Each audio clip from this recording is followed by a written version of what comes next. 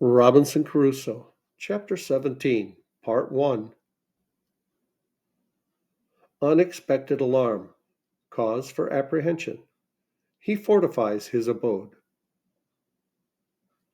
It happened one day about noon, going towards my boat, I was exceedingly surprised with the print of a man's naked foot on the shore, which was very plain to be seen in the sand. I stood like one thunderstruck, or as if I had seen an apparition. I listened. I looked around me. I could hear nothing or see anything. I went up to a rising ground to look farther. I went up the shore and down the shore, but it was all one. I could see no other impressions but that one. I went to it again to see if there were any more and to observe if it might not be my fancy.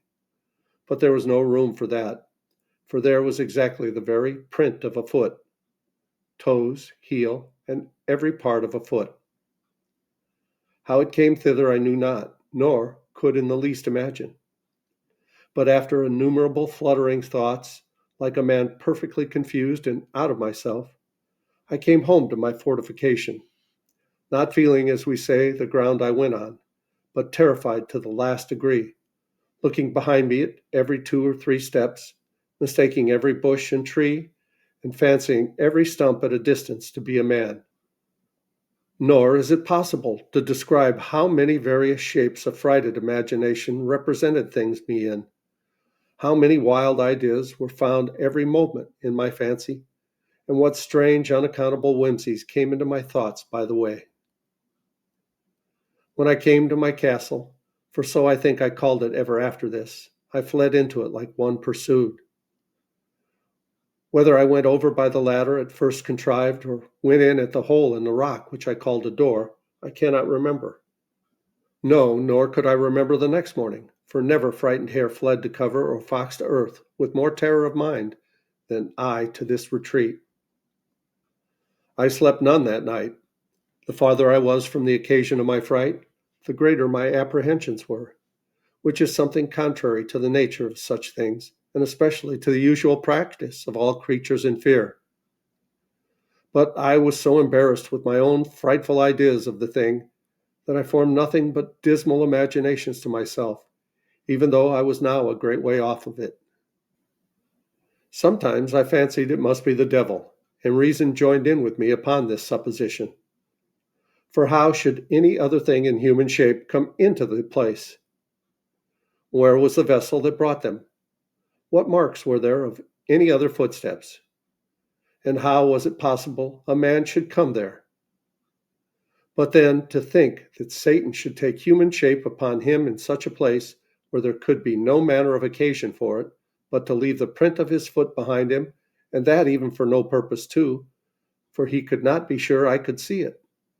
This was an amusement the other way. I considered that the devil might have found out abundance of other ways to have terrified me than this of a single print of foot. That is, as I lived quite on the other side of the island, he would never have been so simple to leave a mark in a place where it was 10,000 to 1 whether I should ever see it or not, and in the sand too, which the first surge of the sea upon a high wind would have defaced entirely. All this seemed inconsistent with the thing itself, and with all the notions we usually entertain of the subtlety of the devil. Abundance of such things as these assisted to argue me out of all apprehensions of its being the devil, and I presently concluded that it must be some more dangerous creature, viz., that it must be some of the savages of the mainland over against me, who had wandered out to sea in their canoe, and, either driven by the currents or by contrary winds, had made the island, and had been on shore, but were gone away again to sea, being as loath perhaps to have stayed in this desolate island as I would have been to have had them. While these reflections were rolling upon my mind, I was very thankful in my thoughts that I was so happy as not to be thereabouts at that time, or that they did not see my boat, by which they would have concluded that some inhabitants had been in the place, and perhaps have searched farther for me. Then terrible thoughts racked my imagination about their having found my boat, and that there were people here, and that if so, I should certainly have them come again in greater numbers and devour me. And if it should happen so that they should not find me, yet they would find my enclosure, destroy all my corn, carry away all my flock of tame goats, and I should perish at last for mere want. Thus my fear banished all my religious hope. All that former confidence in God, which was founded upon such wonderful experience as I had had of his goodness, now vanished, as if he that had fed me by miracle hitherto could not preserve by his power the provision which he had made for me by his goodness. I reproached myself for my easiness that would not sow any more corn one year than would just serve me till the next season, as if no accident could intervene to prevent my enjoying the crop that was upon the ground. And this I thought so just a reproof that I resolved for the future to have 2 or 3 years' corn beforehand, so that whatever might come, I might not perish for want of bread. How strange a checkerwork of providence is the life of man, and by what secret differing springs are the affections hurried about as differing circumstances present. Today we love what tomorrow we hate. Today we seek what tomorrow we shun. Today we desire what tomorrow we fear, nay, even tremble at the apprehensions of. This was exemplified in me at this time in the most lively manner imaginable. For I, whose only affliction was that I seemed banished from human society, that I was alone, circumscribed by the boundless ocean, cut off from mankind, and condemned to what I called silent life, that I was one whom heaven thought not worthy to be numbered among the living or to appear among the rest of his creatures, that to have seen one of his own species would have seemed to me a raising me from death to life, and the greatest blessing that heaven itself, next to the supreme blessing of salvation, could bestow. I say that I should now tremble at the very apprehensions of seeing a man, and was ready to sink into the ground at but the shadow or silent appearance of a man's having set his foot on the island. Such is the uneven state of human life, and it afforded me a great many curious speculations afterwards, when I had a little recovered my first surprise. I considered that this was the station of life that infinitely wise and good providence of God had determined for me, that, as I could not foresee what the end of divine wisdom might be in all this, so I was not to dispute his sovereignty, who, as I was his creature, had an undoubted right, by creation, to govern and dispose of me absolutely as he thought fit, and who, as I was a creature who had offended him, had likewise a judicial right to condemn me to what punishment he thought fit, and that it was my part to submit to bear his indignation, because I had sinned against him. I then reflected that God, who was not only righteous but omnipotent, as he had thought fit thus to punish and afflict me, so he was able to deliver me, that if he did not think fit to do it, 'twas my unquestioned duty to resign myself absolutely and entirely to his will, and on the other hand, it was my duty also to hope in him, pray to him, and quietly to attend the dictates and directions of his daily providence. These thoughts took me up many hours, days, nay, I may say weeks and months.